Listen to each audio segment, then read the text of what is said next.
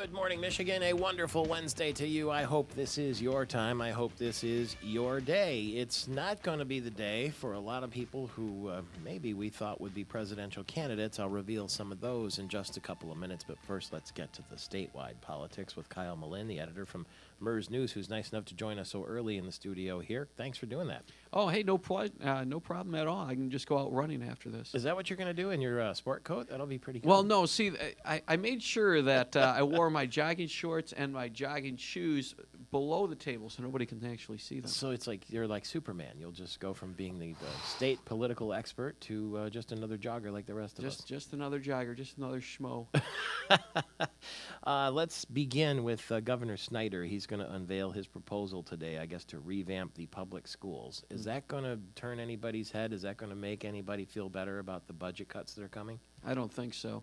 In fact, I don't know how many details we are going to see today in Detroit when he announces his education. Yeah, that's kind of the feel that we've been hearing. We've been hearing that he's going to be touching on teacher tenure a little bit, but not a full repeal. He's also talking about making the education system like the city and local government system where there's some type of best practices and you get some extra money for holding costs under control. But other than that, we really haven't heard anything that's going to shock and awe anybody. Then why is he doing it? Well, he said he would. Right, remember? I mean, he said we're going to have a local government message in March, and we're going to have a school message, an education message here in April. And I don't know, maybe this snuck up on him a little bit, but I don't know. We haven't heard anything back from folks within the administration or folks that he's talked to that this is going to be something super major. But I mean, education is still a big focus, and education is what the legislature has been talking about right now as far as the budget cuts. It's really kind of consumed the big problems that they're having with the budget. Nobody wants to cut education $470 per pupil, and so they're trying to find a way to mitigate the cuts. These lawmakers getting a lot of flack from their superintendents back in the home district saying, hey, we can't absorb this anymore. We're going to go into debt if you go ahead and go through these types of cuts. You say we should go back to the bargaining table. We should ask our teachers and our school employees for more concessions. Hey, our contracts don't expire for 2 more years. What are we supposed to do? Did you get any inside information on whether or not the majority of Michigan teachers, MEA teachers, decided to strike? They have not revealed that information. The MEA has been very tight about that, and they don't have to release that information. But from everything that we hear, that really isn't the direction that they want to go. I tell you, the Republicans have made a lot of hay about that issue, though. Yeah. And in fact, there's going to be a bill up in House Education Committee today, chaired by Representative Paul Scott, to address that striking issue. You know, he put in a couple bills that said, hey, if you're a teacher and you strike, it's already illegal. You already get fined. But now we're going to yank your teaching license from you. And if you're a union that helped organize this, we are going to decertify you in that particular school district. So 2 heavy sanctions that are coming down in the House Education Committee. I don't know if Snyder's going to talk about that or not, but it's one of the questions to be asked. Do you think that was a bluff by the MEA? Sort of release that little trial balloon that maybe we're thinking about striking? Partially, but I think the other thing is, too, is they got to make it look to their members that they're doing something, that they're being tough, that they're just not going to take this sitting down. You know, we're fighting, and if you guys are willing to go forward and do some type of organized strike, hey, we're going to have your back. So go ahead, get out in front, but we support your, I guess not your pain, but we support your energy to go out and do something to react to what we're seeing from Governor Snyder with these cuts and these talks about getting rid of your collective bargaining rights. Is the governor going to try to tie performance grades to the teachers' pay today when he makes that announcement? I'm expecting something to that effect, yeah. Is that fair? Yeah, but I mean, I know that there's this talk about, well, do you really teach to a test? I mean, is that fair to teach to a test, to put everything on one test on a particular day? And, but if you don't do that, then how do you grade success? How do you find if you don't grade by their grades, then how do you do it? Every school district is different by the curriculum they teach. And so if you don't have the standardized test, then there is no kind of benchmarking. So it's not the most fair thing you can do, but it's more fair than anything else, unfortunately. I guess the governor visited the House Republicans in the caucus room yesterday to talk about this. Is that something that typically happens with the governor, or is it different? I think he did that because his special message is going to be in Detroit, and it's going to be at 10 o'clock. And that's when all the lawmakers are doing their committee meetings in the House. And then the Senate session starts at 10 o'clock. So it's not typical, but it's not atypical either. I think it was just a way to get out in front and have a face-to-face discussion with him, since he won't be doing that in Detroit tonight or this morning. Now, over in the Senate yesterday, there was some action, I understand. It's pretty dramatic stuff. Well, the Senate has been moving their budgets right along, and last week they were in Senate Appropriations, got them primed, moved to the floor of the Senate today. And there was a little tension from the Democrats because they're not able to get any of their amendments on, being in the minority. And so Gretchen Whitmer, the Senate Minority Leader, said, hey, listen, we're not even going to try anymore. We tried in committee. You guys shot them all down. So we're just going to give blanket protests about all the budgets. And we're not even going to attempt to put on an amendment because you weren't going to support them in committee. Why are we going to bother now? And so she said, we are objecting to every single budget that you guys are putting forward. And that's what will that result in? Just saying that they voted against them. I mean, they have no numbers to even deny immediate effect on any of them. So it's even procedurally, it doesn't really make much of a difference, except just kind of take a stand, draw a line in the sand. Gretchen Whitmer said on Monday that if the Senate goes ahead and overturns the Snyder cuts on education, if we restore the $470 per pupil cut to education, that she will support all the budgets. Oh. Yeah, which is kind of bold. I mean, you say, hey, if you're able to make schools whole, take care of schools, I'll support you on the rest of these cuts, which I don't like, but that's how strongly I feel about education. Is that from the heart, or is that political posturing? I think it's a little both. Education's really been big on her list. Her father was really involved in education. She's got 2 children who are in school right now, too. So I think that is her hot issue right now. But again, like I said, education is the top issue right now for the lawmakers. That's what they're hearing back in their district.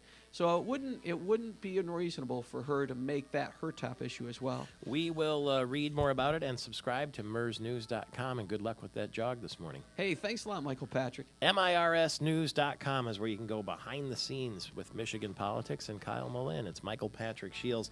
Lisa Brown, the state representative, the Democrat from West Bloomfield, will join us next. She wants to talk about education, too, and we'll do that. Stay with us. 19 minutes after the hour. This is Sheena Easton, and we never let the birthday of a beautiful woman pass without taking note. The singer, the actress, Sheena Easton, is 52 today.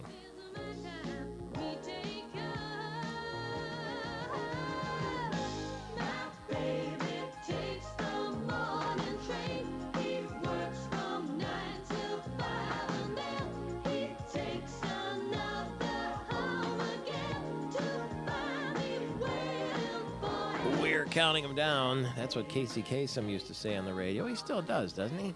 It's his birthday today, too. 79 years old, the disc jockey, the voice of Shaggy on the Scooby-Doo cartoons. And Casey Kasem, we mentioned him because he came from Wayne State University in Detroit before he went all big time in Hollywood. Speaking of big time and Hollywood, President Obama and the First Lady Michelle Obama are helping Oprah Winfrey close out her talk show in grand style. They're going to tape an episode of Oprah Winfrey in Chicago today that will be broadcast on May 2nd.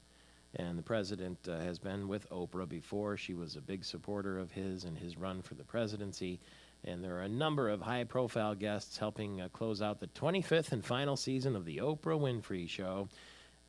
Donald Trump said he was considering an invitation from Oprah to undergo a hair makeover on one of the final episodes. The last Oprah episode will be May 25th. And advertisers are supposedly paying up to 7 figures to advertise on that last ever Oprah show. 12-year-old girl has pled guilty to armed robbery in Pontiac, Michigan. A 12-year-old girl. She covered her face with a black bandana and tried to hold up Country Lake Food Center with a loaded handgun.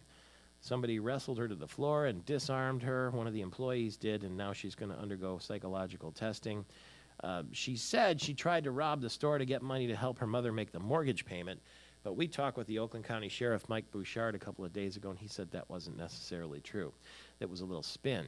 The United Auto Workers Union is looking at the possibility of holding contract talks with GM, Ford, and Chrysler all at the same time this year. In the past, you probably know the UAW picked one of the automakers to use for the best contract, and then they based the other ones on that. So now they might just go all at once, which would be an interesting turnabout, to be sure. It's 21 minutes after the hour right now. State Representative Lisa Brown is on the other end of our line. She's a Democrat from West Bloomfield. Good morning to you. Lisa, good morning. Yeah, thank you very much for being available this morning. It's nice to meet you. You might have just heard Kyle Malin from MERS News talking about the fact that the legislators in Michigan, the number one topic, particularly with the Democrats, is education. And you particularly are interested in what is going to happen with the K through 12 funding. Can you sort of give us the pulse of that first and tell us what you're expecting from Governor Snyder's speech later today? Well, I wish I knew what to expect from the governor's speech today. Mm-hmm. Obviously there's been little whispers in the press, little leaks and everything. Yeah. But we don't know for sure until we hear it from him. I'm a mother of 3, and so and my kids are in public schools, and I'm gravely concerned about the lack of priority of educating our children right now in the state of Michigan. If we want to move Michigan forward, we have to invest in education. We have to invest in our kids. Well, if we want to attract businesses, we need to have well-educated workforce. We need to have our kids to be able to compete in a global economy. By cutting education, we are just harming our kids and harming the future of Michigan. Well, some people will say that we have to sort of right-size education. They'll say that we need to reform the way it's administered. One of the ways could be tying teacher performance to pay. That's one of those whispers that you're talking about that the governor may mention today. Do you have any problem with that? Oh, I do have a problem with that, in that a child comes to school already with a predisposition. You talk about a 12-year-old who was arrested for armed robbery. If she came in to take a test, there's something going on with that child. That her performance, and if you're gonna judge a teacher's performance on a student's performance, you have to look at where that student is also coming from. Mm-hmm. So I'm concerned with how we're going to judge a teacher's performance. Chuck Moss, the state representative, well, your neighbor, I guess, sort of, from Birmingham, yes, there, yes. Appropriations chair, said yesterday that, that the education system in Michigan's like the auto industry. It seemed to me that they have to sort of downsize the benefits, downsize the pay, maybe downsize some of the teachers in order to right-size the education system. Do you take issue with that? With that, and mainly because, respectfully, Representative Moss also says there's no money for our schools right now, and that's why we need to look at that, and that's not true. There is money in our school aid fund, and I believe that money should be going to our schools. The way that our kids learn today isn't the way that I learned. I don't know how old you are, but it's not the way that I learned when I was in school. They learn different things now. They're on computers. Mm-hmm. When I was in school, I learned how to type in high school, but now the kids are learning how to keyboard in elementary school. It's a different world. There's different technology. Our children are learning differently, and with these proposed cuts that the governor has proposed, as I said, I have 3 children. What it means to me is my youngest son will not be getting the same quality education as my oldest son. And that is a step backwards for Michigan. Okay, we'll see what happens later today, and we appreciate you taking the call so early this morning, Lisa Brown. Travel safely back and forth to the Capitol, and listen to us on 1240 a.m. when you're making your way in the morning. Absolutely. Thank you, Michael. All the best to Lisa Brown, a Democrat from West Bloomfield. The Senate Democratic leader, Gretchen Whitmer, will join us later in this program as well. It's 26 after the hour. Michael Patrick Shields. And here's the anchorman, Gary Austin, with a news update. Good morning, Gary. Well, good morning. This update is service of American Metal Roofs. Never, ever have to worry about the weather again with a beautiful, guaranteed American Metal Roof atop your place. Check out the website, AmericanMetalRoofs.com, or call them 877-569-4700. In Portage, West Michigan, a soccer game. These folks won't soon forget. There they were, around 7 o'clock last night, kids and adults, when there was a lightning hit and 10 were hurt. One's in serious shape. Rough weather socked that part of the state last night pretty much all over. A lot of hail, heavy rain, and high winds, too. Burial today for Kalamazoo Public Safety Officer Eric Zapata in Lake Odessa, killed in the line of duty last week. His funeral was yesterday at Western Michigan University. Among those in attendance, police officers from all over the state and country. Later today, Governor Snyder will detail how he wants to make big changes and how Michigan schools do business. He wants a new system in place that will show how well teachers and their students are doing.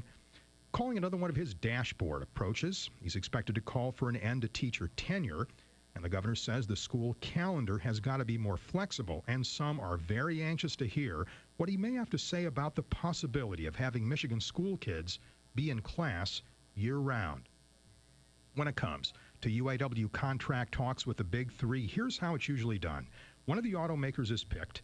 They get a deal in place, and then the other two model their approach with the arrangement that's just been wrapped up. But that may change this time because the UAW is now looking at the possibility of doing this, having these talks with all three at the same time. UAW President Bob King tells us he feels the relationship between union and management now is good enough to maybe do it this way this time. A 12-year-old girl in court said this is why she tried to hold up a Highland Park store with a loaded handgun. Her parents were going through a divorce and her mom needed the money to cover the mortgage.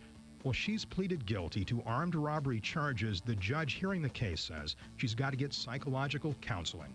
With news, I'm Gary Austin.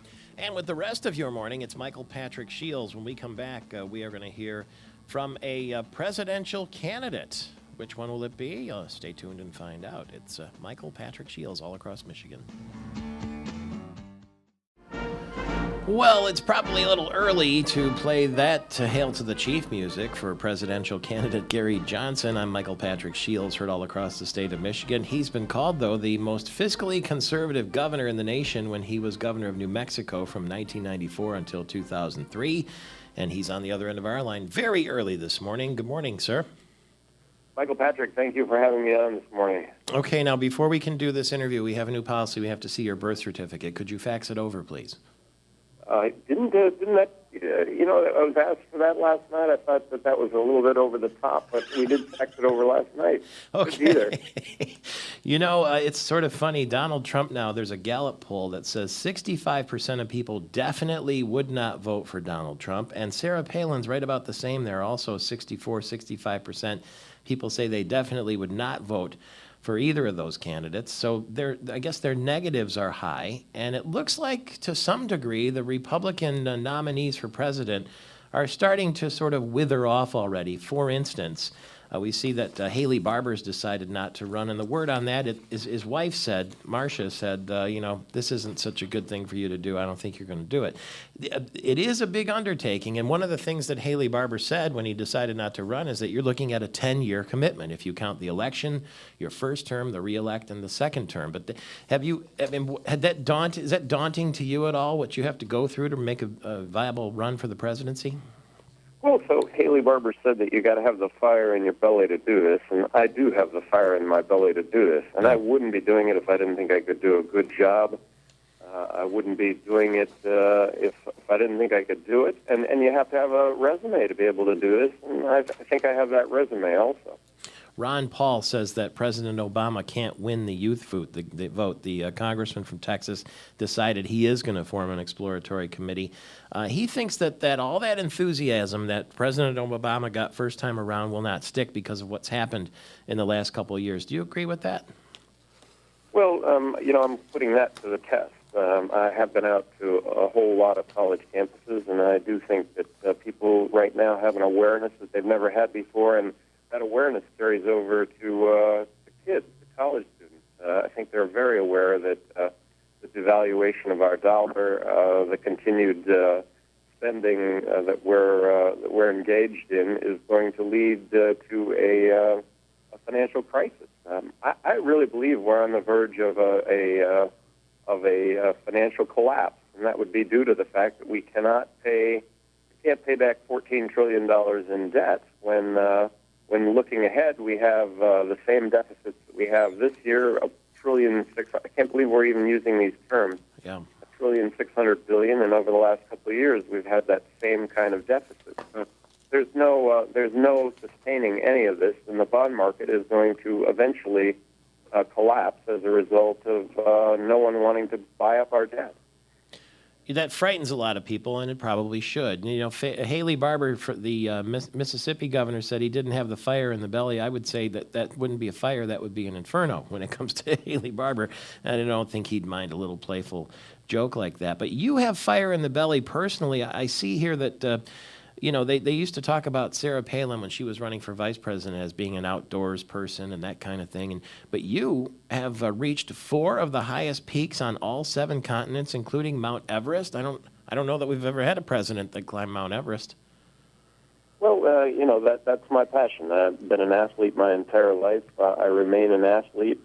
Skiing is really my passion. So in New Hampshire a couple of days ago, I would have hiked and skied Tuckerman Ravine, which is, I guess, kind of a rite of passage in New Hampshire. And you know what, Michael Patrick, it was really kind of hairy. It was a bad snow day. It was really icy. It was really steep. But we did hike up. Winds were like 70 to 90 miles an hour, but we did hike up and ski down the steep spot. And kind of glad to be back in one piece. But that's my life. That's what I do. That's unimaginable. Now, people are going to hear the name Gary Johnson. They're going to say, who's that? You are used to knocking on doors and describing yourself in a paragraph or less, it would seem. After all, you started a door-to-door handyman business just to get through college, so you know what it's like to go ahead to knock and try to get the vote, get the sale, if you will. So boil it down. When somebody says, who's Gary Johnson, how do you describe yourself? Well, first, I'm an entrepreneur. First and foremost, I've been an entrepreneur my entire life. I started a one-man handyman business in Albuquerque in 1974, and in 1994, actually had 1,000 employees. I became Intel's facilities contractor before the 286 chip, which really opened up a lot of opportunity. In 1999, I sold that business. Nobody lost their job, and that business is doing better than ever. I view my venture into politics as entrepreneurial. I got elected governor in New Mexico 2 terms. New Mexico's 2-1 Democrat. I did it by, when I got in office, I really took a jaundiced view of government and its role in our lives and really stood up to the fact that although government spends a lot of money, does it really make a difference in our lives? And so I probably, and this may be a bit of an embellishment, but I probably ended up vetoing more bills than all the other governors in the country combined, which was really standing up to the notion that government is the end-all for all of our issues. And then there were no political sacred cows. I was very outspoken when it came to school choice, believing we should bring competition to public education, believing in free markets, and would have taken a very controversial, if you will, but it was a cost-benefit analysis on my part of the war on drugs and the fact that it's an absolute failure. We now have 2.3 million people behind bars in this country, the highest incarceration rate of any country in the world. So I would have advocated and advocate today legalizing marijuana, believing that 90% of the drug problem is prohibition-related, not use-related, and that's not to discount the problems with use and abuse, but that ought to be the focus. So I'd like to think really a common-sense business approach to everything it is that government does with no sacred cows. Today, that would be balancing the federal budget. Tomorrow, that is how we can save the collapse of this country, but that would involve Medicaid and Medicare. It would involve not cutting Social Security, but reforming Social Security so that it would be financially viable, and cutting defense spending, believing that we should provide for a strong national defense, but believing that we're engaged in nation building and have for decades, if not a century, when we have our own nation to build. Well, desperate times call for desperate measures, I guess, is one way you can look at it. We've got 30 seconds left. I'm curious to know, when you hear that the Obama campaign, their fundraisers are hoping to raise $1 billion for his reelect, doesn't that seem daunting? Well, it's the game now, and you got to get through the primary, and the primary would not involve that much money. The general election may involve that much money on both sides. It's just it's today. It's the reality, and I accept the reality. And this is a contest. I'm out. I believe only the Republican Party has the capability of fixing what's wrong in this country. And let's not forget that just a few short years ago, the Republican Party had control of both houses of Congress and the presidency. They passed the prescription drug care benefit, and they ran up record deficits. So both parties can share in this. But I'm under the belief that Republicans are the only party capable of doing this. And it is a contest. Who are Republicans going to check off? Thank you very much, Governor Johnson. We'll talk again soon. The man who climbed Mount Everest now wants the presidency. Michael Patrick Shields on Wednesday. Wednesday morning, Michael Patrick Shields. It's raining cats and dogs in the Capitol and around certain parts of the state. How do I know it's raining cats and dogs? I stepped in a poodle. I don't get the drum. I don't get that little snare thing for that. I thought that was funny myself. Not really funny. Funny, though, Casey Kasem's birthday. You know, the guy who said, "We're counting him down," and he gave you all the American Top 40 or whatever it was on radio. Well, he was also the voice of Shaggy on Scooby-Doo, if you didn't know that. It was the weekly Top 40 countdown. And he is 79 today. And he's in the Radio Hall of Fame. And the reason I'm so interested in him is he came from Wayne State University in Detroit. And there is a very famous blooper that you may or may not have heard of Casey Kasem when he was recording his weekly Top 40 countdown show. And here's a little inside look at radio, a listen, if you will, to Casey Kasem. We're up to our long-distance dedication. And this one is about kids and pets and a situation that we can all understand, whether we have kids or pets or neither. It's from a man in Cincinnati, Ohio. And here's what he writes. Dear Casey, this may seem to be a strange dedication request, but I'm quite sincere, and it'll mean a lot if you play it. Recently, there was a death in our family. He was a little dog named Snuggles, but he was most certainly a part of... Let's start again. From coming out of the record. Play the record, okay? Please. See, when you come out of those up-tempo numbers, man, it's impossible to make those transitions, and then you got to go into somebody dying. You know, they do this to me all the time. I don't know what the hell they do it for, but if we can't come out of a slow record, I don't understand it. Is Don on the phone? Okay, I want a concerted effort to come out of a record that isn't a tempo record every time I do a death dedication. Now, make it, and I also want to know what happened to the pictures I was supposed to see this week. Because last time, I want somebody to use his brain to not come out of a record that is, that's up-tempo, and I got to talk about a dog dying. Happy birthday, Casey Kasem. Equally tempestuous, there have been 34 tornado sightings from northeastern Texas to western Kentucky and Mississippi as of 11:30 last night. These tornadoes have caused extensive damage in Arkansas, Mississippi, and Texas. Tractor trailers being blown right across the highway, if you can imagine that. And so it's a very dangerous day, the kind of day when tornadoes could cause massive destruction, coming again today to the Midwest. We've been spared so far in Michigan, for the most part, although there was some violent weather yesterday. But can you imagine that many tornadoes and that concentrated an area? The cleanup is underway in West Michigan. We were hit with hail, heavy rain, and high winds. Severe weather yesterday had golf ball-sized hail in some areas. Possible tornadoes touched down in Allegan County. Serious damage reported at a Salem Township turkey farm and a landscaping business in Burnips. And lightning, if you can believe that, in Portage. 10 people recovering from injuries suffered when they were hit by lightning in Portage. Firefighters say youth soccer groups were practicing last night at Westfield Park when the lightning struck the victims, ranging from middle school age to adults. Victims were taken to Bronson and Borges hospitals, and you cannot take chances when it comes to lightning, whether you're playing golf or practicing soccer. If you can hear thunder, that means there's lightning. And I was playing golf with Fred Couples one time in Dearborn, and there was just the slightest rumble, and this was at a charity event, in the distance, and his eyes lit up, and he headed straight for the cart, and he said, "I'm out of here." Even though it looked like a nice day, that little rumble of thunder was enough for Fred Couples to say, "Psht, see ya," and he was gone. So don't take chances when it comes to lightning. If you can hear thunder, that means there's lightning. And even though it might seem like it's a long way away, it can move fast. I'm sorry, very, very sorry to speak this early to Jim Brandstetter this morning, the voice of the Michigan Wolverines and Detroit Lions on radio, and a Wolverine alum. He knows by now, of course, that Jim Mandich, who played an instrumental role on Bo Schembechler's first team, lost his battle with cancer and died at the age of 62. Jim, I'm sorry, but we had to call you, and I really wanted to get your reaction. Well, I appreciate it, Michael. Obviously very sad. One of the great icons, I think, in Michigan football history has kind of gone away. It's been tough this year. We lost Rod Kramer last fall, Veda Murray a couple weeks ago, and then Jim Mandich yesterday.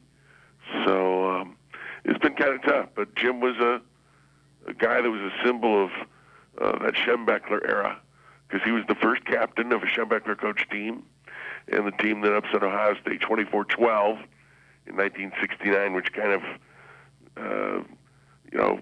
kicked the Schembechler era off. And as a member of that team, I'll always remember Jim as, I think, one of the great leaders that Michigan football has had on their teams. Yeah, and he, like you, went into broadcasting in Miami, and when I was the producer for J.P. McCarthy, J.P. used to love talking to Jim Mandich from down there in Miami, especially on Ohio State week. Oh, he was, first of all, he was an unabashed Michigan lover. Yeah. And his nickname was Mad Dog. He had an infectious passion and enthusiasm for Michigan football, and football for, the Miami Dolphins also. Their community has lost a great one. And he was a guy that just, he loved what he did, and he loved the game, and he loved the places he played. He had a great loyalty to them. And he let it show, which is, I think, what you should do when you have that kind of passion.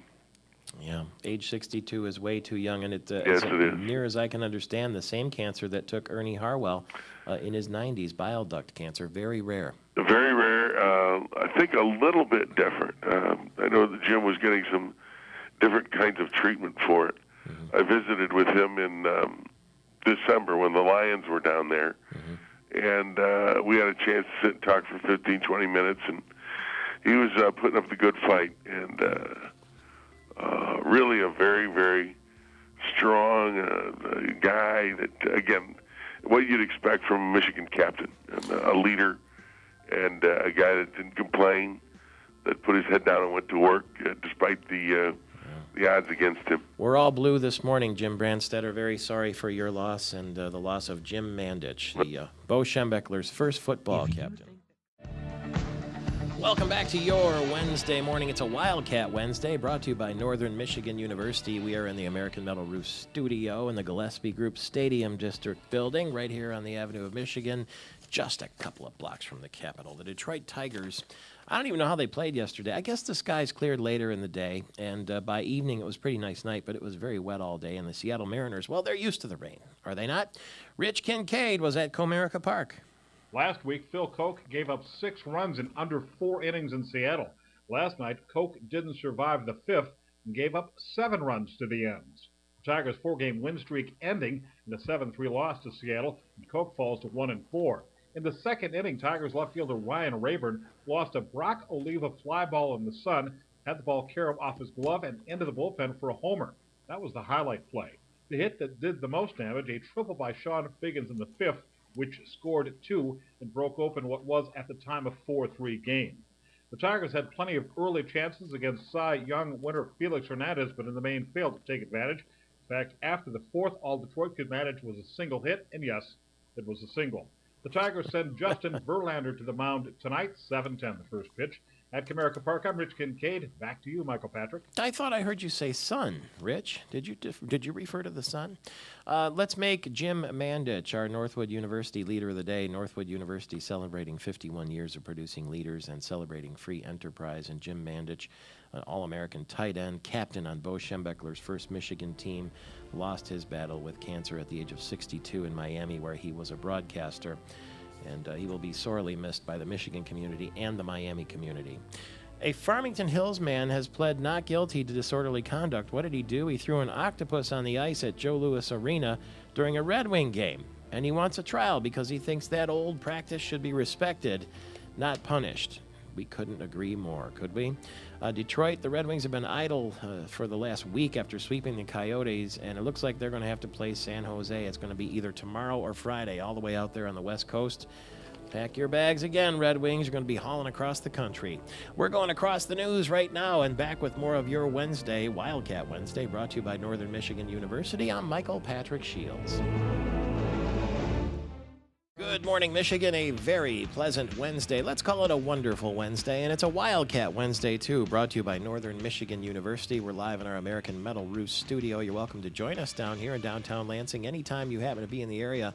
We are just a couple blocks from the Capitol in the Gillespie Group Stadium District building on the Avenue of Michigan. You can't miss us. We have a coffee house attached and a waiting room. Terry Stanton will be joining us in just a couple of minutes to explain how, if you're behind on your taxes, you have a little amnesty period coming up, and you don't even need an excuse. Can it be true? Terry Stanton will tell us. Coming up shortly. 7 minutes after the hour right now, we're going to get back to the politics this morning. But first, you've been hearing an awful lot about the royal wedding and seeing an awful lot about it. We will have full coverage on Friday because it will happen while we're on the air. The future Queen and King of England will walk down the aisle. And you'll see it if you're watching us on Fox 47. You'll hear it if you're listening to us on the radio. I understand lots of people are having parties and breakfasts and brunches in the States because the time difference will make it so that right around 6 a.m. Eastern Time, the wedding will happen. And let's go live to London right now. Jacqueline French is a senior PR manager for Visit London. Good morning to you. Good morning. I heard late last night, somebody sent me a message that at 3 in the morning there was something going on in Westminster Abbey that looked like it might have been a wedding rehearsal. Had you heard of any gossip like that? That's right. It was the wedding rehearsal. Obviously, the route has been marked out for some time, but it's, where's everybody going to be standing, the various members of the military, where are the cars going to go. So, yes, the day will go off smoothly, but obviously everything needs a rehearsal. Why would they do that at 3 in the morning? Well, obviously, Central London is busy. We've got a short working week this week with the bank holiday that we had on Monday and the one for the royal wedding. So, but the roads are still busy, so it's done early in the morning, so not to disrupt the usual flow of traffic on a Wednesday morning. Wow, that is amazing. Now, we are looking at a magazine here, and it's called Mental Floss Magazine, and they have a column that says 10 things about Britain more interesting than Will and Kate. Now, there's a lot of coverage of the wedding, but there are lots of other reasons to come to London, too. So can I run a couple of these by you to see if they're true? Fantastic. Jacqueline French is the PR manager for Visit London. Number one, the cabbies are smarter than Google Maps. Is that true? Absolutely. You don't become a cabbie without some very hard work, and every cabbie does the knowledge, which takes 2 years, and they will know the route from any 2 points in London, forwards and backwards, the one-way routes, where the roadworks are, off the top of their head. So absolutely. Yeah, it's amazing. I've been in London cabs, and they're distinctive just by their appearance, first and foremost. Unmistakable in the style. And then when you get in the cabs and you find this little network of streets all through London, and come to find out that they ride around for 2 years on bicycles with a map and with a challenge to find their way around before they're ever given the status of a London cabbie. It's a pretty high-profile position, isn't it? It's very high profile, and the knowledge is one of the toughest tests that you can take. So hats off to London cabbies. Terrific. Here's another one. Says the castles are anything but romantic. Well, I don't know. You can look at that two ways. If you look at something like the Tower of London, it's got an incredible history. It has been a zoo. It has been a fortress. It also has locked up various princes and has seen beheadings. So possibly a bit of that gruesome history makes it not so romantic, but lots of castles are romantic as well. The pound, this isn't in the magazine, just my own curiosity, but the pound sterling versus the dollar right now, for people who are traveling from the States to London, they might be worried about the price. How does it stack up right about now? Oh, I haven't seen the latest figures. However, there London doesn't have to be expensive. Anyone coming over for the wedding this weekend, obviously all the procession routes are free. There's also a couple of live sites. So Hyde Park and Trafalgar Square are going to be taken over. They've got big screens where everybody will be coming together to watch the wedding, and those are free. And then after all the wedding celebrations, we've got lots of free attractions. So lots of our museums and galleries, from the British Museum to the Tate Modern, are all free. So there's lots of ways to do London without spending a fortune. Yeah, let's face it. If you just take a cab or get on foot and you walk from Parliament to Big Ben and number 10 Downing Street and the Churchill War Rooms, and you make your way across, and you're going to see so many sites that you've seen on television or read about, so many historic sites that really just hot-footing it around the town. Like you talked about, the Tower Bridge and the Tower of London. I mean, it's one of those things that almost seems dreamlike. And we're quite sure, I think, the wedding will be dreamlike this Friday. Where will you be positioned? I'm sure you got the royal invitation, right?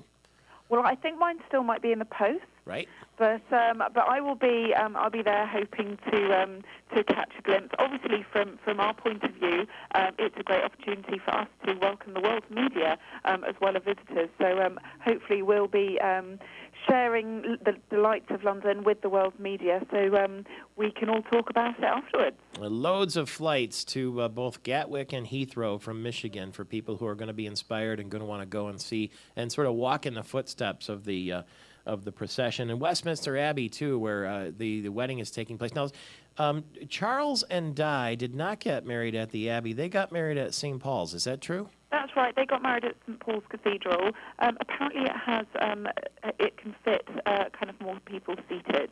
But, it's a choice of the couples where they want to get married. So there's no fixed rule. If you're a royal, you have to get married there. Although you can only get married in Westminster Abbey if you are a member of the royal family. So that's a lovely perk. It's absolutely beautiful. Obviously, it is open all year round for people that want to go and see it, because it has got an incredible history and some really beautiful things to go and see and sort of connect with the past. So well worth a visit if you're in London. All right, you're not going to get in the Abbey on Friday, but any other day you can, says Jacqueline. Absolutely. No, it's obviously closed before the wedding for all the preparations. It will be screened, so obviously lots of networks are covering it around the world.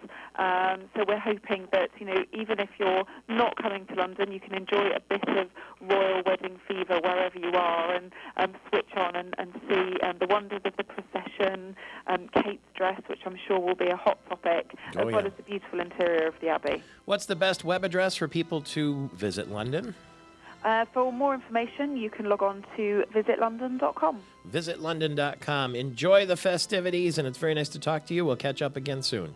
Thank you. Jacqueline French with Visit London. There was a rehearsal in the middle of the night, 3 a.m, London time, a wedding rehearsal in secret while you slept last night.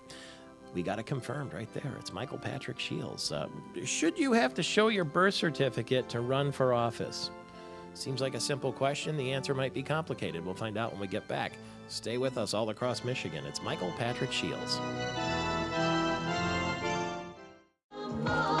Well, you might not be on the train this morning, but you're probably in your car. It's raining in the state capital, probably in other parts of the state, too. These April showers. It's going to be some kind of show come May with the May flowers, I hope, because we're sure getting lots of the wet stuff. And it's raining again, and there was heavy weather in West Michigan, tornadoes and golf ball-sized hail and all that, so some of you are cleaning up this morning. And we feel your pain. 20 minutes after the hour, it's Michael Patrick Shields in our American Metal Roof studio in the Gillespie Group Stadium District building, just a couple of blocks from the Capitol and just a couple of blocks from the desk or office of Mike Calton, who is with us, the state representative from Nashville, Michigan, the Republican. Thank you so much for being available this morning. I'm glad to be here, Michael. I like the way you wheeled on in. We called you this morning and said, can we chat a little bit? And you said, I'll just stop by. That's what the studio's for.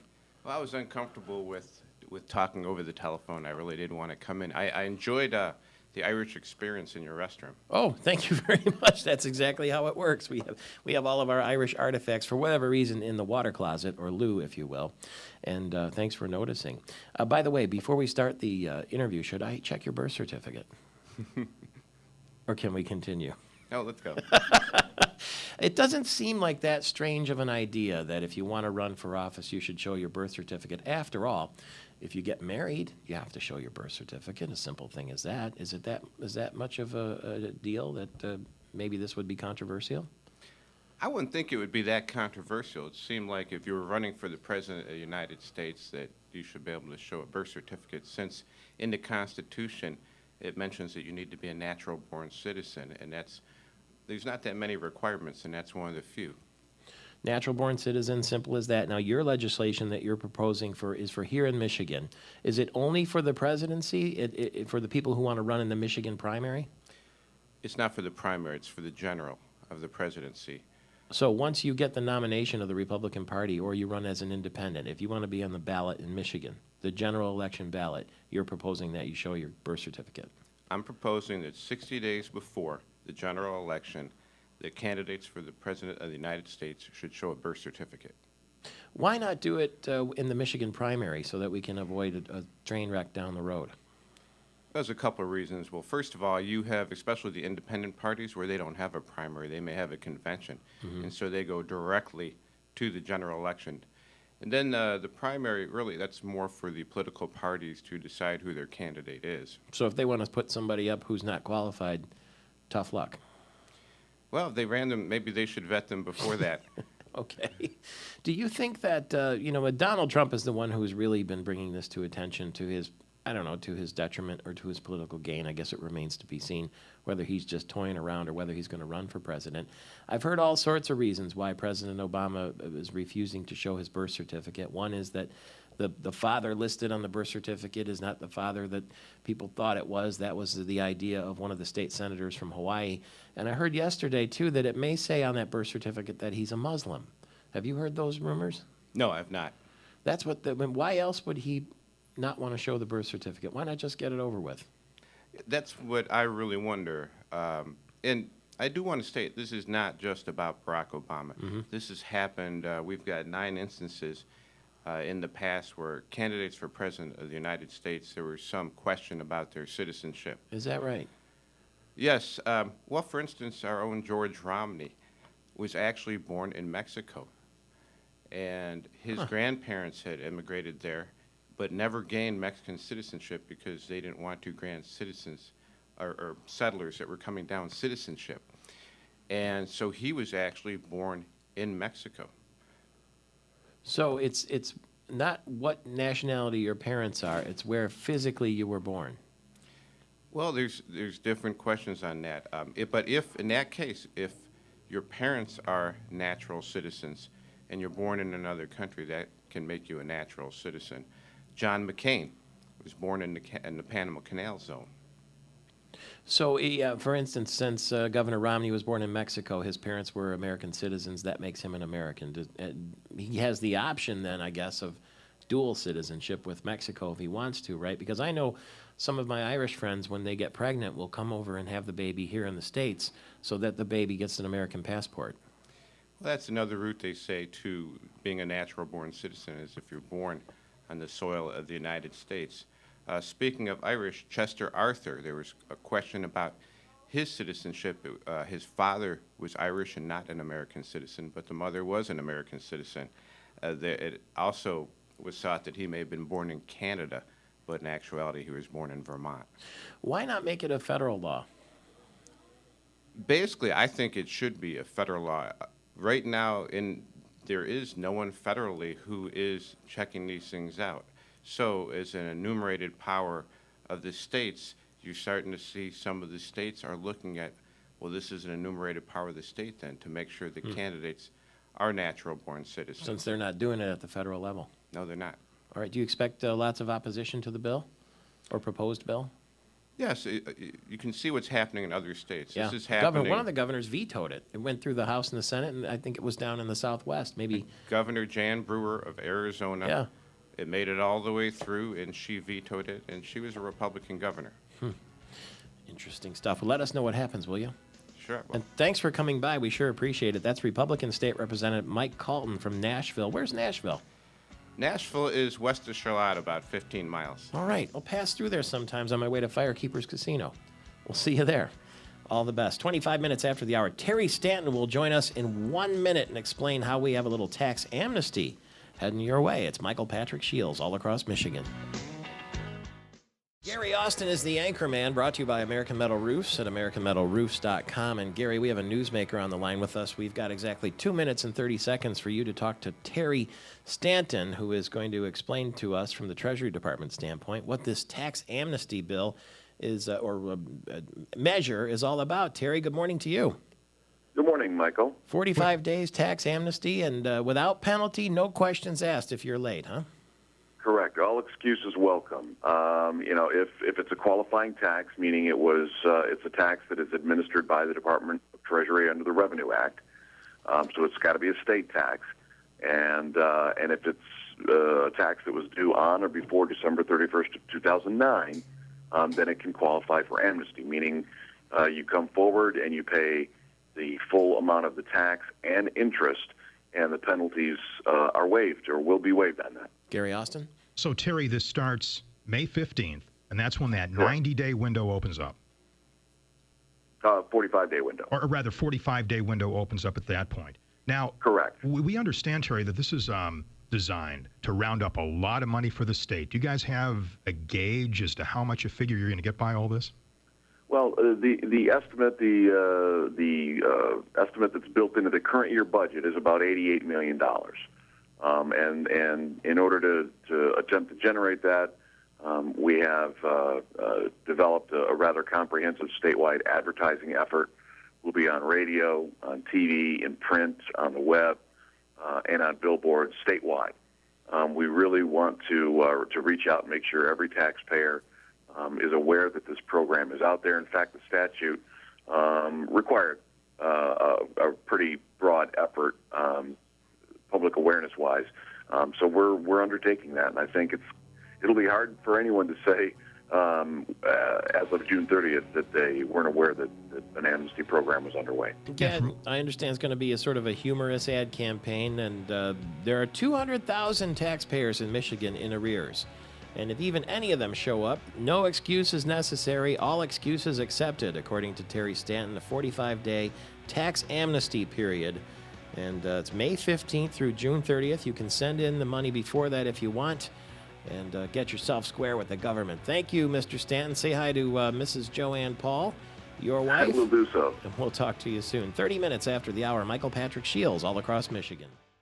The Queen of Soul is making a comeback, and it'll include DTE Energy Theater in Detroit. August 25th is one of at least 5 shows she's scheduled so far. You remember 5 months after that mysterious series of hospitalizations for Michigan's Aretha Franklin, she's making a comeback. She looks thinner a little bit, but she's going to be performing May 19th in Chicago. She's got a show in Niagara Falls, Virginia, and Toronto. That's all through the summer. Not in a row. There's lots of time in between, but August 25th, she'll finally be back performing in her hometown. Now, you got to cross your fingers with Aretha Franklin, because the last time she had a Detroit show at DTE in 2007, she canceled 2 days ahead of time because she was concerned about heat exhaustion. So I don't know why they put it in August again. It's going to be hot for sure. Hot topics around the state for sure right now include former State Senator Jason Allen, the Senior Deputy Director for Veterans Affairs in our American Metal Roof studio. Great to see you again. Thank you, my friend, and I really appreciate you allowing us to be on your show this morning. Do you watch with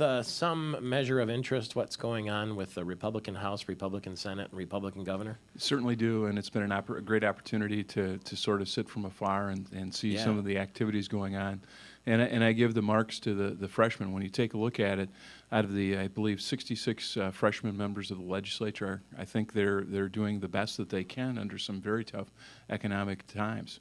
I've had the opportunity to talk to several of the different committee chairmen, and I've been impressed with sort of the direction that they're heading. What's been the biggest surprise, you think, so far as you watch from, as you say, a distance? Well, I think probably the challenge that they're facing is that there have been so many issues that have come up on such a broad spectrum. The budget, the whole issue of where they're headed with taxes, and I think what the policies that they're laying out may have a lot of merit. And then the challenges on where our state is headed. And I've been very impressed with sort of what they've been doing. Mitt Romney made a bit of a gaffe, I guess, the other day. He said that Barack Obama's spending was the largest peacetime spending increase in history, and then everybody said, wait a minute, we're not exactly at peacetime here. You don't have to tell veterans that we're not at peacetime. Right. I'm sure they're paying attention from afar, like you're watching what goes on at the Capitol. Absolutely. And what my current job is that one of the areas that we've been working on is we have 2 wonderful homes, one in your Grand Rapids area, which I know you guys have been supportive of over the years, and then in the Marquette area. We also have a $50 million trust fund. One of the things I wanted to talk about today were veterans benefits that are available to citizens throughout the state of Michigan that we sometimes forget about. One of those areas is aid and attendance, and this is primarily for folks that would have incomes under about $30,000 a year, but either one, the spouse or the living heir, are qualifying for help in nursing homes if they have needs.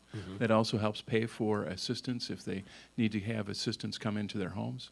And one of the areas that Michigan is down on is folks applying for this, partially because of the lack of understanding that those dollars are available. They just don't know. Correct.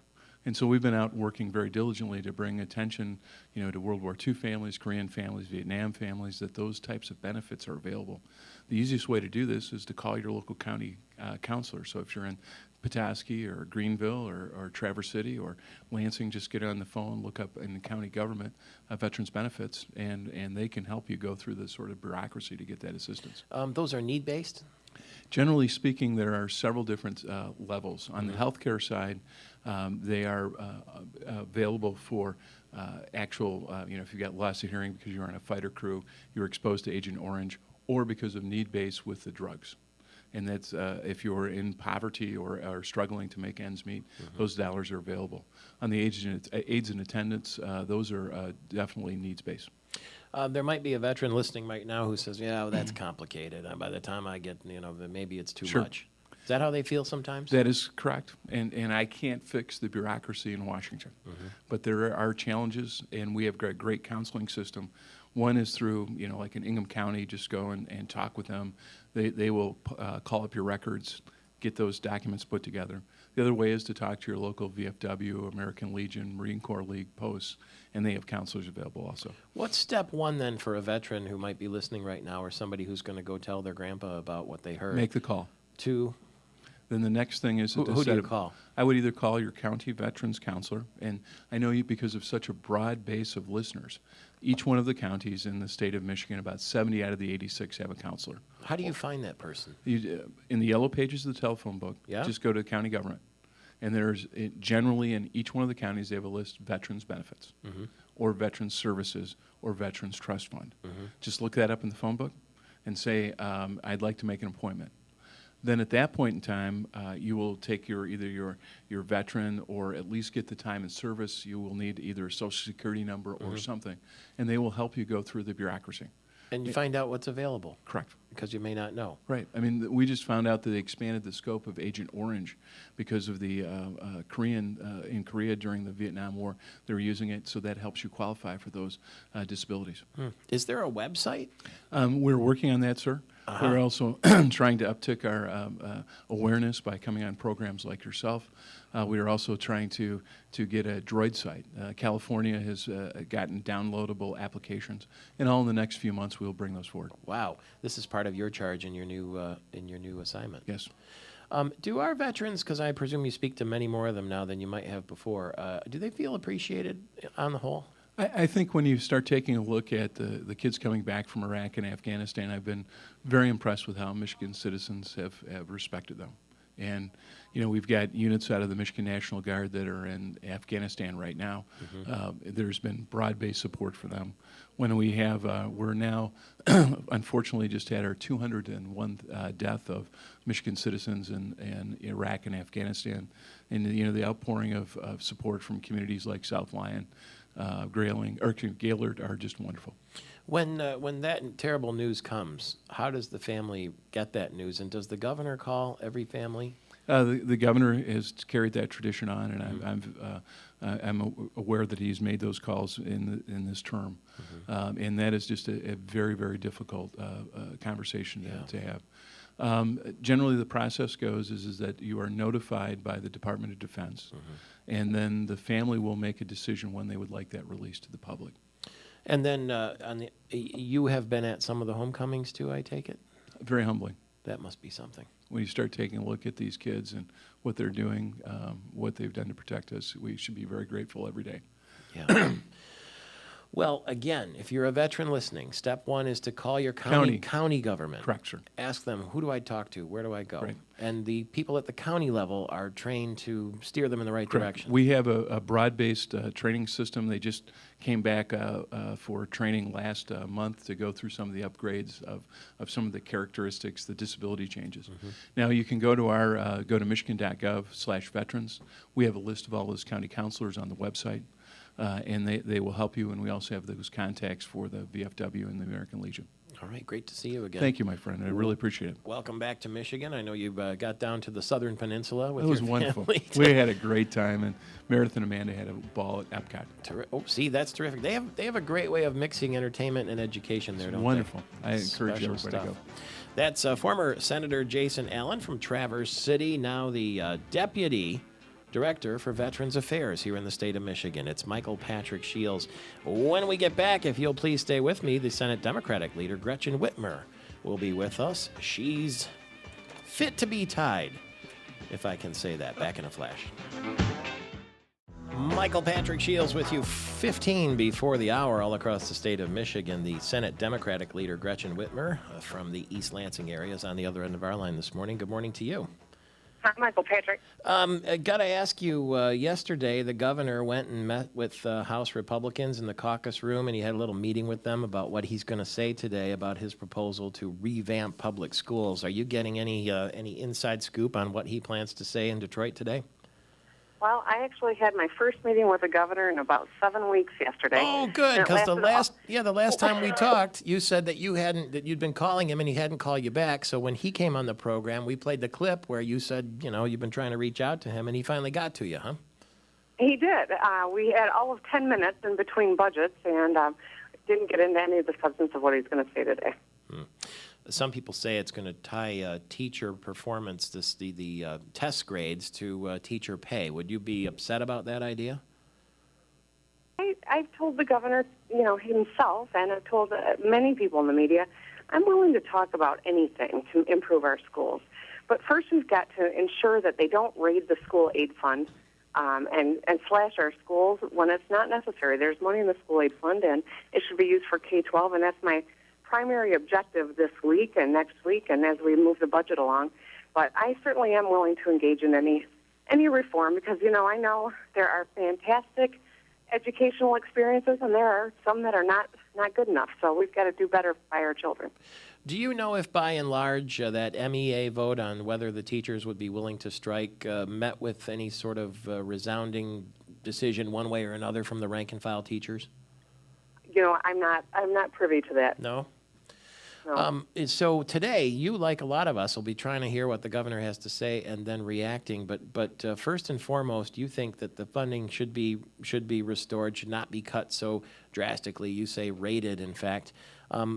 Is there anything that the governor could say today that would change your opinion on that? Well, in terms of the school funding, no. Period. First and foremost thing we need to do is ensure that our schools are not cut. We don't need to cut our schools. This is a cut of choice by the governor, so that's my primary objective. But in terms of the reforms, I told him I'm open. We need to have a dialogue about it, and he suggested to me yesterday that he is interested in my feedback, so I will be happy to give it. Chuck Moss yesterday on the program, the Republican from Birmingham, he's the appropriations chair in the House, he said that the school system in Michigan is like the auto business, that it technically became unsustainable at the rate that it was in terms of the benefits and the pay. Can you see that comparison? Does that make any sense? Well, let me make another comparison to the auto industry, as long as we're going to make those types of analogies. Taking money out of the school system is like saying we're going to try to, create this workforce or these new generation of cars and eliminating our R&D division. It's penny wise and pound foolish to think that you can move the state of Michigan forward and divest from the education of our children. You played a little hardball yesterday, it looks like. You were trying to get some amendments to some Senate bills, and you were getting nowhere, so you decided to just say, you know what, forget it. We'll let them go through as they are because you're not listening to us anyway. That was that was a way of making a statement, wasn't it? Well, it was. You know, we debated as a caucus about what the best thing to do on behalf of the people we, are fighting for, and to put up, 100 amendments that are going to go down on a party line vote, or just to let the Republicans say own the budget and make our tough statements at the end about what this budget is actually going to do to the people of Michigan, we decided was a better, strategy for yesterday. And in terms of how we move forward, it's all we decide as we go along, and we decide as a group. So it's a way of saying, you're not listening to us anyway. This isn't a bipartisan effort whatsoever. It's going down party lines. So just forget it. Do what you want, and we'll see how that shakes out. And then, as you say, when it comes out, you can say, they didn't listen to us. People of Michigan, here's what you got. Well, no, this was our strategy for this point in time.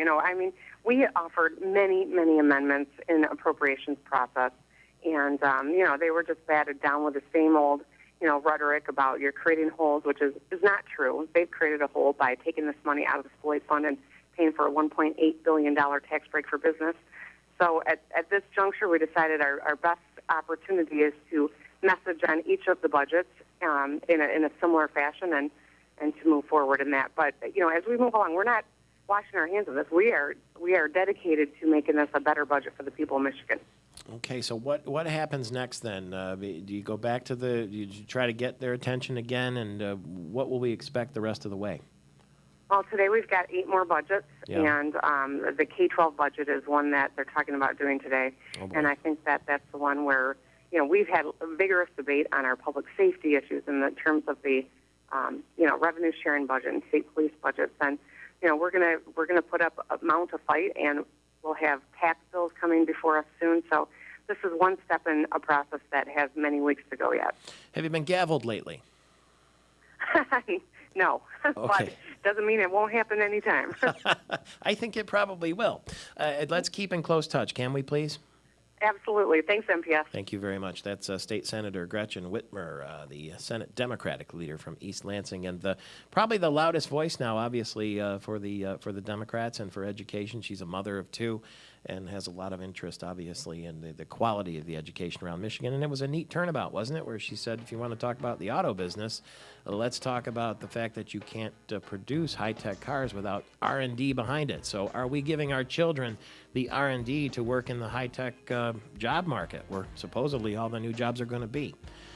9 minutes now, make it 8 before the hour. Your calls are always welcome at 888-900-9966. Tomorrow we'll have Michael Patrick Flanagan, the state superintendent of schools, with his reaction to the governor's speech on education this very day. It's Michael Patrick Shields all across Michigan.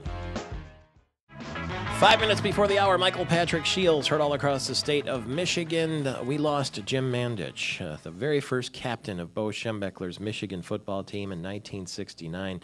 At the age of 62, Jim Mandich was working and living in Miami as a broadcaster. And Jim Brandstatter joined us a little bit earlier, his teammate from that team that beat Ohio State and beat Woody Hayes. And he had this to say about his old friend Jim Mandich. First of all, he was an unabashed Michigan lover. Yeah. And his nickname was Mad Dog. He had an infectious passion and enthusiasm for Michigan football, and football for the Miami Dolphins also. Their community has lost a great one. And he was a guy that just, he loved what he did, and he loved the game, and he loved the places he played. He had a great loyalty to them. And he let it show, which is, I think, what you should do when you have that kind of passion. Jim Mandich was an All-American tight end, and the Michigan's 1969 team, it was bile duct cancer, and Jim Brandstatter spent some time with him in December when he went down to Miami there for the Lions-Dolphins game. The Tigers had a wet one yesterday as the sun finally surfaced in the evening. Rich Kincaid was there. Last week, Phil Koch gave up 6 runs in under 4 innings in Seattle. Last night, Koch didn't survive the 5th and gave up 7 runs to the ends. Tigers' 4-game win streak ending in a 7-3 loss to Seattle, and Koch falls to 1-4. In the second inning, Tigers left fielder Ryan Rayburn lost a Brock Oliva fly ball in the sun, had the ball carried off his glove and into the bullpen for a homer. That was the highlight play. The hit that did the most damage, a triple by Sean Figgins in the 5th, which scored 2 and broke open what was at the time a 4-3 game. The Tigers had plenty of early chances against Cy Young winner Felix Hernandez, but in the main failed to take advantage. In fact, after the fourth, all Detroit could manage was a single hit, and yes, it was a single. The Tigers send Justin Verlander to the mound tonight, 7:10 the first pitch. At Comerica Park, I'm Rich Kincaid. Back to you, Michael Patrick. Thank you very much. The Red Wings are going to play San Jose. It'll either be tomorrow or Friday. Game 1, round 2. Television viewers, thanks for being with us. Radio listeners, stay right where you are. It's Michael Patrick Shields.